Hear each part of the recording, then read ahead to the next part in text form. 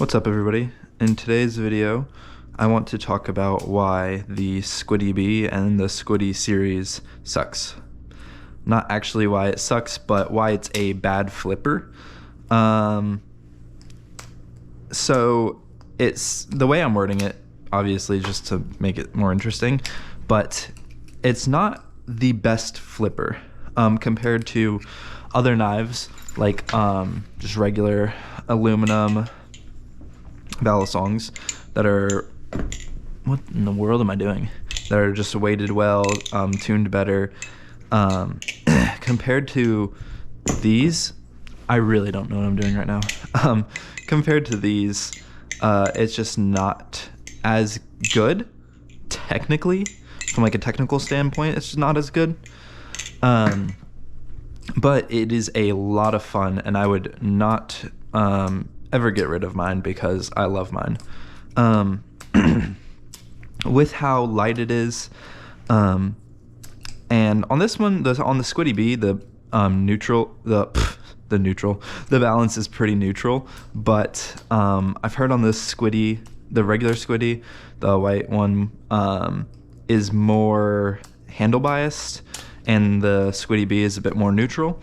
And this one definitely feels pretty neutral, but because of the weight of them, and how light it is compared to other balisongs, I mean, the Vulp is a pretty light balisong. It's like 3.8 ounces or something, 3.6, I don't know, something like that, 3 something. It's pretty light. It's a good bit lighter than my Marcolo Comet. This one's a tad bit heavier, and you can definitely feel the difference. But this is very light, and because of that, it makes it a little bit more unpredictable and just not as good technically because, it's not as predictable, it's not as clean. It's hard to be as smooth with a Squiddy. But I don't really use the Squiddy to do stuff well. If I'm gonna film a clip and I want it to look good, or if I'm practicing a new trick, most of the time I will use either the Vulp or the, wow, that slipped right out. Most of the time I'll either use the Vulp or the Marcolo, the Comet. But if I'm just sitting down and just want to chill and talk to somebody or mess around, then I use this. This is 110% my fidget balisong. I bring this sometimes when I go into like the grocery store or something like that. Me and my wife go grocery shopping. I'll bring this because it's super non-threatening. It's completely plastic. It's pretty quiet. And if there's not many people around, then I will bring this out and just mess around with it because I'm bored. I sit down and at family events or just hanging out around the house, I'll just flip this kind of like subconsciously, do stuff that I know I can do, and just little combos that I can do thoughtlessly. So yeah, for that, I think the Squiddy is amazing, and I think that's kind of what it's meant for at this point. I don't think that this would be the best beginner balisong, simply because if you learn all your tricks on this, it's so light. When you upgrade to something else, it's going to feel very odd.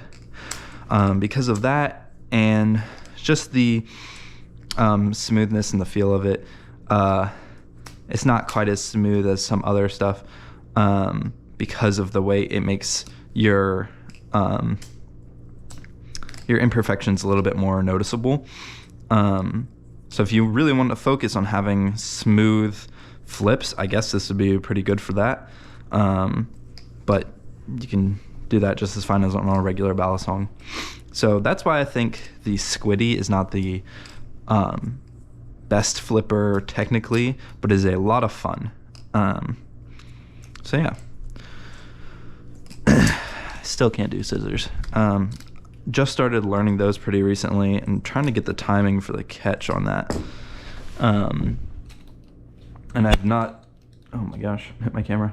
I have not done that much of it at all on the on the squiddy, so I have no clue how to throw it or the timing for it or anything, but got it there. But yeah, hope you like this video talking about this squiddy. I know this is a super popular ballad song, so most people have tried it. If you haven't and you don't have one, go pick one up. They're like $50 maybe. They're super fun, super lightweight. You can flip it pretty much anywhere because it's fully plastic. Yeah, so I totally recommend them. Super quiet, a lot of fun.